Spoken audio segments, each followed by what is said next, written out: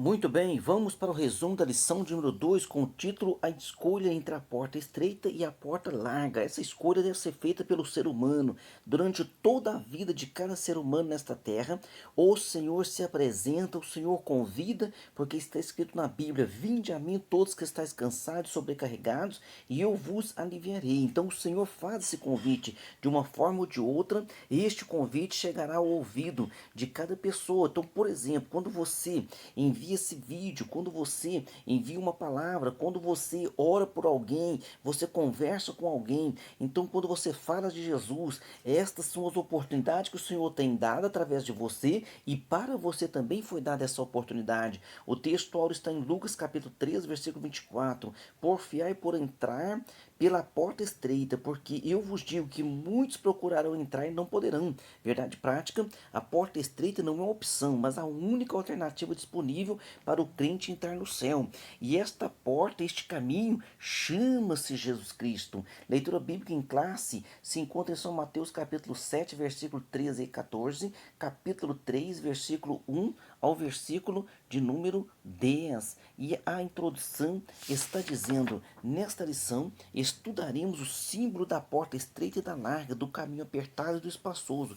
Nosso propósito é apontar algumas razões que nos mostram por que devemos escolher a porta estreita e, do ponto de vista bíblico, como entrar pelo caminho apertado. Porque nós sabemos que há uma porta, sabemos que há um caminho, e alguém então diz, né? Pastor, mas são tantas igrejas, são tantas placas, como que nós vamos saber? A Bíblia Sagrada também diz que quando você ouve o Evangelho, você vai sentir no seu coração. Então você vai dizer, mas pastor, o coração é enganoso. Sim, o Espírito Santo, ele revela dentro de você. Ouça a palavra, leia a palavra, procure conhecer o Senhor Jesus. Nesse sentido, veremos que o início da nossa jornada deve levar em conta o caminho que nos conduz ao céu. Então, para nós chegarmos ao céu, nós precisamos caminhar por este caminho. Na parte primeira da lição, portas e caminhos. No item 1, a porta estreita. No item 2, nós vamos ver o caminho apertado. E no item 3, porta larga e caminho espaçoso. Vamos para o item 1, a porta estreita. A ideia de uma porta estreita como caminho para a vida está presente tanto na literatura judaica como na cristã. Por exemplo, essa concepção é encontrada no Antigo Testamento. O Antigo Testamento também fala, né, sobre o caminho. Então, ali tem a orientação em Provérbios 15 e versículo 24, a seguinte orientação: para o sábio, o caminho da vida é para cima, ou seja, caminhar para cima sempre é mais difícil, que é para que se desvie do inferno que está embaixo, ou seja, andar para baixo, caminhar para baixo sempre é mais fácil que caminhar para cima, e para cima o caminho é estreito, para cima é mais difícil, e para baixo o caminho é largo, e para baixo sempre é mais fácil. Então, há também essa orientação desde o Antigo Testamento. Sabemos que a porta é uma entrada existente em um edifício, o muro, né, de uma cidade. Então, o exemplo ali do Antigo Testamento, a maioria das cidades elas eram totalmente muradas, e nelas haviam portas, e geralmente estreitas. Por quê? Para que numa guerra houvesse proteção. Muitas cidades também, elas fechavam suas portas à noite e deixavam verdadeiras portinholas, né, muito estreita, para que se passasse por ela ali à noite algum viajante. E é por isso que a Bíblia fala, né, é mais fácil é mais fácil passar o camelo pelo fundo de uma agulha, que eram essas portas bem estreitas, do que o rico entrar nos céus. Então há essa orientação em toda a Bíblia Sagrada, nós podemos encontrar essa orientação. No item 2, caminho apertado. Quando falamos de caminho apertado, apontamos para a conduta, né, a maneira de viver que evidencia a salvação ou perdição. Nesse sentido, a linguagem figurada do caminho apertado, conforme Mateus 7, aponta para os que desejam a vida eterna. Veja bem, não por acaso a palavra apertado vem do verbo grego tílibo, que significa prensar como uvas, espremer, pressionar com firmeza, caminho comprimido, contraído, metaforicamente, aborrecer, afligir, angustiar. Por quê? Porque para andar neste caminho, muitas vezes você passa por angústia, tem que aborrecer a sua carne, tem que deixar a sua própria vontade de lado para fazer aquilo que está na orientação da Bíblia Sagrada. Assim, o caminho apertado é o que nos leva a praticar os ensinamentos de Jesus Cristo de modo bem concreto. Amar os inimigos, não praticar hipocrisia, acumular tesouros no céu, dentre outros princípios celestiais. Então, o caminho para o céu ele é difícil. Pedro uma vez falou isso para Jesus, né? Jesus, quando está falando do perdão, Pedro pergunta: até quantas vezes perdoarei meu irmão no dia? 7? E Jesus então diz a Pedro: não 7, mas não te digo 7, mas te digo 70 vezes 7. Então Pedro falou: Senhor, ao homem é impossível. E Jesus concordou, disse assim: ó, ao homem é impossível, mas para Deus nada é impossível. Ou seja, Ele é que nos ajuda a ser crente, Ele é que nos ajuda a perdoar, é Ele que nos conduz. Amém? No item 3 aqui da primeira parte, porta larga e caminho espaçoso. A porta larga e o caminho espaçoso simboliza uma vida sem compromisso com Cristo, segundo o padrão do mundo. Então essa porta, ela recebe muitas pessoas, ou seja, é um caminho mais fácil, é uma porta mais fácil para que se passe por ela, para que se caminhe por ela. Então muitas pessoas passam e que expressam a maneira, né? A minha crença, o meu jeito de ser. Não, nós precisamos o quê? Nos orientar pela Bíblia Sagrada. Veja bem, não é ser perfeito, mas procurar sempre imitar o Senhor Jesus Cristo. Então, eu tenho a minha crença, eu tenho os meus valores, os valores nossos são humanos. É segundo o que? Segundo a nossa vã maneira de viver. Então o próprio Pedro, né, disse: não foste comprado com coisas corruptíveis, como ouro ou prata, da vossa vã maneira de viver, que por tradição recebeste os vossos pais, mas pelo precioso sangue de Jesus fomos comprados pelo precioso sangue de Jesus. Um caminho que tem seduzido muitos por meio da busca irrefreada de prazer e de prazeres, né? E também por meio da busca de prazeres e ideias que negam a Bíblia. Não, mas a minha maneira de ver é assim, não é bem assim que a Bíblia fala, o pastor fulano falou que não é bem assim, o pastor ciclano. Leia a Bíblia você, o Espírito Santo vai esclarecer a sua mente, né? O Espírito Santo vai trazer orientação para a tua vida. Aqui em Juízes, capítulo 21, versículo 25, diz assim, ó: naqueles dias não havia rei em Israel. O que acontecia? Porém, cada um fazia o que parecia reto aos seus olhos. Ou seja, nós estamos da mesma forma hoje. Cada um fazendo aquilo que parece reto aos seus olhos. Na minha maneira de ver, na minha maneira de analisar. Mas não, precisamos olhar pela palavra, pela Bíblia Sagrada. Parte 2, porque entrar pela porta estreita é difícil. No item 1, uma porta aberta, porém difícil. Essa porta está aberta. Jesus está salvando. Jesus está convidando. Aí nós estamos na dispensação da graça. O Espírito Santo está agindo em todo o planeta. Mas só que é difícil. No item 1, uma porta aberta, porém difícil. A porta para a entrada na pátria celestial, ela está aberta, ela está disponível, porém há muitos impedimentos para que a alma humana atravesse. Então há muitos impedimentos para que a alma humana atravesse essa porta. Quais são esses impedimentos? O egoísmo, o ego inflamado, a idolatria, dentre outros. Contudo, nosso Senhor ensinou que tomar o caminho do céu é preciso negar-se a si mesmo, é preciso negar-se a si mesmo, ou seja, precisamos ser orientados pela Bíblia, pela palavra. Não é dessa assim: eu fui criado desse jeito, eu aprendi desse jeito, mas olha para a Bíblia, vamos ler a Bíblia, vamos pedir orientação do Espírito Santo. Não é para nós vencermos ninguém num debate, ao contrário, é para nós sermos humildes e aprendermos com o Senhor Jesus Cristo. Então, deixar morrer o que somos para viver a vida que ele conquistou na cruz do Calvário para nós. Isso é mudança de vida. Aqui em Romanos 6:6 diz assim, ó: sabendo isso, que o nosso velho homem foi com ele crucificado, para que o corpo do pecado seja desfeito, a fim de que não sirvamos mais ao pecado. Então o ser humano, por natureza, serve ao pecado. Mas quando encontra Jesus, nós passamos a estar crucificado com Jesus. Precisamos o quê? Ser libertos, vencer o mundo. E isso é uma batalha diária. No item 2, as oportunidades da porta larga. Então, as oportunidades da porta larga são atraentes. Para muitos, o caminho da porta estreita não é atraente, pois a porta larga oferece uma jornada de prazeres, deleites e libertinagem. Entretanto, os que andam nesse caminho são dominados pelas ilusões da vida, enredando-se numa sedutora fantasia. É um caminho de apego prazeroso ao mundo e de desprezo a Deus. Então, não tem como eu ser amigo do mundo, porque eu me torno inimigo de Deus. A Bíblia traz essa orientação em 1 João 2,15 e 16, diz assim, ó: não ameis o mundo, nem o que no mundo há. Quando fala mundo, sistema mundano. Se alguém ama o mundo, o amor do Pai não está nele, porque tudo que é no mundo, está dizendo sistema mundano, tudo que é no mundo, a concupiscência da carne, carnalidade, a concupiscência dos olhos, porque os olhos é que através dos olhos, né? É que é uma das janelas da alma, é os olhos e os ouvidos. Então, essa janela da alma, a concupiscência dos olhos e a soberba da vida. A soberba é outra coisa terrível. Todo ser humano tem soberba. Nós precisamos vencer essa soberba. Ah, não, pastor, eu sou pobre, não tenho soberba. Não, pobreza não tem nada a ver com soberba. A pobreza não faz da pessoa ser humilde. A riqueza também não faz da pessoa ser soberba. Essa soberba está dentro de nós mesmos, é a soberba da vida.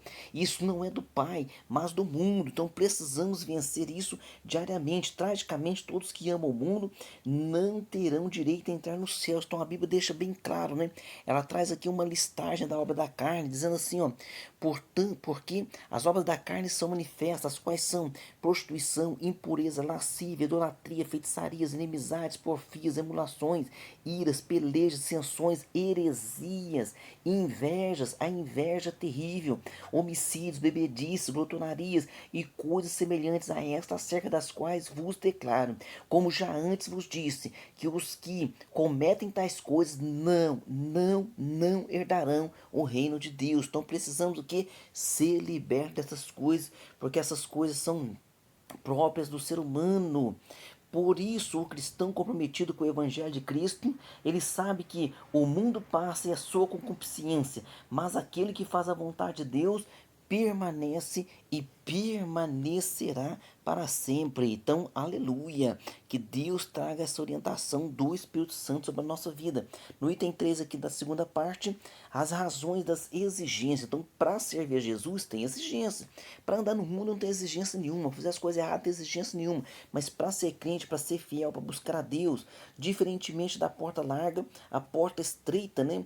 Ela tem o que? Exigências, requer uma transformação interior, uma decisão pessoal, uma disposição em seguir na contramão da maioria. Só começa a trilhar este caminho da porta estreita quem reconhece em Cristo que ele é um pecador. Então ele reconhece em Cristo que ele é um pecador e com disposição de viver uma vida dirigida pelo Espírito Santo. Então grave bem esse versículo aqui, ó, na sua mente e na sua alma, em 2 Coríntios 5,17. Assim que, se alguém está em Cristo, que se está em Cristo, porque 90% dos brasileiros falam que são cristãos, mas quem é cristão tem que imitar Cristo, tem que andar como ele andou. Então, se alguém está em Cristo, nova criatura é. As coisas velhas passaram, eis que tudo se fez novo. A partir dessa jornada, o Evangelho nos faz caminhar em santidade, seguir os passos de Cristo e andar como Ele andou. Então nós temos que andar como Ele andou.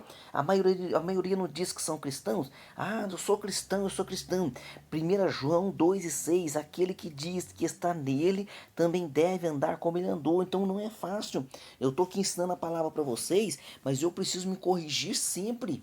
Então alguém imagina assim, né? Ah, porque a pessoa ela é pastor, ela é perfeita de forma alguma. Perfeito é só Jesus. E precisamos vencer esta batalha, né, diariamente sobre a nossa vida. É uma batalha diária que precisamos vencer. Parte 3, entrando pela porta e caminho do céu. Entrando pela porta e pelo caminho do céu. No item 1, arrependimento de pecados. Depois no item 2 nós vamos falar confissão de pecados. E no item 3, produzindo frutos de arrependimento. Então, vamos lá. Arrependimento de pecados por meio das palavras do arauto divino, né? João Batista. Que coisa linda, João Batista pregando, né? A pregação de João era arrependei-vos. A mensagem pregada por ele para entrar no reino de Deus é arrependimento. João é uma voz que ecoa entre a antiga e a nova aliança, confirmando as palavras dos profetas do Antigo Testamento, pois sua mensagem de arrependimento era a mesma pregada por Isaías e Jeremias. Então João Batista, a pregação dele era a mesma de Isaías e Jeremias, ou seja, no Velho Testamento também tem a palavra, também tem a orientação para o arrependimento. Isaías 55:7 diz assim, ó: deixe o ímpio o seu caminho e o homem maligno os seus pensamentos, e se converta, arrependimento, e se converta ao Senhor, que se compadecerá dele. Torne para o nosso Deus, porque grandioso é em perdoar. Torne por quê? Porque o homem veio de Deus. Lá no Éden, Deus cria Adão, e quando daquele boneco de barro sopra nele ali o fôlego de vida. Então nós viemos de Deus, precisamos tornar a Deus, e isso através do arrependimento. Então, por essa razão é importante ponderar que arrependimento bíblico não é uma questão meramente emocional, mas é uma disposição de mudança de ideia, é um exercício que envolve um aspecto mental, né? É uma mudança de vida, é andar diferentemente, é morrer para o mundo e viver para Cristo. Precisamos então entender esse arrependimento, pregar esse arrependimento e estar com esse arrependimento ativo em nossa vida, né? No item 2 aqui da última parte, confissão de pecados. O ministério de João Batista foi impactante de modo que iam ter com ele toda a Judéia e província do Jordão. Os que iam até João confessavam seus pecados para serem batizados. Então veja bem, eles confessavam seus pecados. Então eles entendiam que eles estavam andando errado, fazendo da maneira errada. Então nós precisamos entender isso. Romanos 3:23 é bem claro, porque todos pecaram e destituídos estão da glória de Deus. Então precisamos o quê? Precisamos ser perdoados, e só Jesus pode perdoar pecados. Então, sem que o homem reconheça que é pecador, jamais compreenderá que precisa de um Salvador. Então, às vezes as pessoas têm essa dificuldade de entender, mas nós precisamos. Então, por meio do modelo de vida de João Batista, a confissão de pecado passou a fazer parte da tradição cristã. Desse modo, a pessoa confessa os seus pecados. Nós temos um modelo aqui, né? Lá no Salmo de número 32, o versículo 5, está dizendo assim, ó: confessei-te o meu pecado, confessei-te o meu pecado, e a minha maldade não encobri. Ou seja, como que eu vou esconder de Deus o meu pecado? Então a minha maldade não encobri. Dizia eu, confessarei ao Senhor as minhas transgressões, e tu perdoaste a maldade do meu pecado. Ou seja, eu confessei. Para confessar tem que haver arrependimento. E agora o que acontece? O Senhor perdoaste a maldade do meu pecado. Então o Senhor está pronto para nos perdoar. O Senhor está pronto para trazer o perdão sobre a nossa vida. E o que é necessário? Em Romanos 10, 9 e 10 diz assim, ó: a saber, se com a tua boca confessares, sou um pecador, estou arrependido dos meus pecados, confessares ao Senhor Jesus Cristo, eu creio que Ele é o meu Salvador, eu creio que Ele perdoa os meus pecados, entrega a minha vida a Ele, e em teu coração creres que Deus o ressuscitou dos mortos, eu creio que Ele morreu pelos meus pecados, ressuscitou o terceiro dia, o que acontece? Será salvo, visto que com o coração se crê para a justiça e com a boca se faz confissão para a salvação. Então é necessário abrir a boca e é necessário confessar o Senhor Jesus Cristo. Tem muitos que têm até vergonha, né, de carregar uma Bíblia e dizer que são crentes. Muito cuidado, viu? Porque um dia a Bíblia está escrita ali em Lucas, né, que aquele que se envergonhar de Cristo aqui, Jesus também se envergonhará dele, né, na eternidade diante dos anjos. Vai dizer, não, esse aí eu não conheço. Não, mas eu ia na igreja, eu carregava uma Bíblia. Não, você tinha vergonha do meu nome. Então que Deus nos guarde, né, e nos dê sempre ousadia de levar esta palavra. Também é importante aqui ressaltar no Provérbios 28, no Provérbios 28:13, que diz assim, nesse versículo é muito conhecido: o que cobre as suas o que encobre, né, o que esconde os pecados, né, tal de pecado escondido, o que encobre as suas transgressões nunca prosperará, mas o que as confessa e deixa alcançará misericórdia. Então confessar e deixar o pecado, alcança misericórdia. No item 3, produzindo frutos de arrependimento. Então, o que é arrependimento? É a contrição de coração. Arrependimento é mudança de vida, é mudança de pensamento. E o arrependimento, ele gera fruto. Ele gera aqui uma nova perspectiva de vida, uma nova vida. Para João Batista, o batismo e confissão somente não seriam as provas verdadeiras da mudança de vida. Era preciso apresentar frutos na vida como a marca de um arrependimento sincero. Em Lucas, podemos contemplar frutos concretos que João Batista esperava de quem se arrependesse. Então, esperava o que? Honestidade, misericórdia, respeito às autoridades, dentre outros. Então, nós vamos ver a orientação dada por João, orientação maravilhosa, olha só, Lucas capítulo 3, versículo 11, 12 e 14, está dizendo assim, e respondendo ele, disse-lhes, quem tiver 2 túnicas, que reparta com o que não tem, e quem tiver alimentos, que faça da mesma maneira, e chegaram também uns publicanos para serem batizados, e disseram-lhe, mestre, que devemos fazer? Aí João Batista vai lhes responder, e ele lhes disse, não peçais mais do que aquilo que vos está ordenado. Então, quem cobrou imposto é X, então é X, não é 2X. Versículo 14, e uns soldados o interrogaram também, dizendo, e nós, que faremos? Ele deu uma resposta, e ele lhes disse, a ninguém trateis mal, nem defraudeis, e contentai-vos com o vosso soldo, contentai-vos com o vosso salário. Então João Batista deu orientação para que eles produzissem frutos de arrependimento. Portanto, uma pessoa que teve o encontro verdadeiro com Jesus produzirá o quê? Frutos dignos de arrependimento, uma nova forma de pensar e de agir, um novo estilo de vida. Nós temos um exemplo curioso que uma vez, né, um moço que estava acometido de cirrose, muito doente, ele foi para a igreja, Jesus Cristo curou, e depois de algum tempo ali na igreja, alguém encontrou com ele e disse assim, mas ô fulano, eu achei que você tinha morrido, você estava doente, não apareceu mais nos bares, não apareceu mais no bar. Ele disse, não, eu fui curado, mas estou firme na igreja. Ou seja, ele mudou a vida dele de uma tal forma que eles não encontravam ele mais no bar. Achou até que ele tinha morrido. Mas aí a Bíblia ensina o que? Morreu para o mundo, né? Morreu para as coisas do mundo. Conclusão, no momento que inicia sua jornada com Cristo, o cristão deve ter a consciência de que escolheu o caminho estreito e a porta apertada para trilhar o caminho do céu.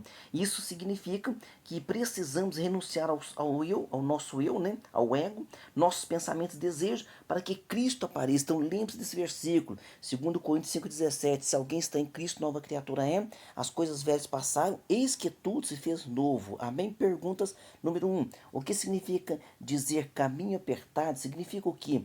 Apontando para a conduta, a maneira de viver e evidenciar salvação ou perdição. Então, o caminho apertado, você está largando as coisas do mundo e está caminhando ali procurando o quê? Imitar Jesus, santidade. Pergunta 2, o que a porta larga e o caminho espaçoso simbolizam? Simboliza uma vida sem compromisso com Cristo, segundo o padrão mundano. Pergunta 3, o que o Senhor Jesus ensinou a respeito de fazer o caminho da porta estreita? O que o Senhor Jesus ensinou a respeito de fazer o caminho da porta estreita? Nosso Senhor ensinou que para tomar o caminho do céu é preciso negar-se a si mesmo e deixar morrer, né, o nosso modo de vida, o nosso modo de pensar e procurarmos agora andar de modo que glorifique ao Senhor Jesus Cristo, imitando a conduta de Jesus aqui na terra. Pergunta 4. O que a porta estreita requer da pessoa? Requer uma transformação interior, uma decisão pessoal, uma disposição em seguir na contramão da maioria. Pergunta 5. Que tipo de disposição deve haver no arrependimento bíblico? Então, no arrependimento bíblico é uma mudança de vida, é uma mudança de pensamento, é mudar de ideia, um exercício que envolve o aspecto mental e moral do pecador. Amém? Que Deus nos oriente a andar neste caminho, a trilhar este caminho e trazer muitas almas juntamente conosco para andar com Cristo. Deus abençoe você e a sua família e até a próxima aula.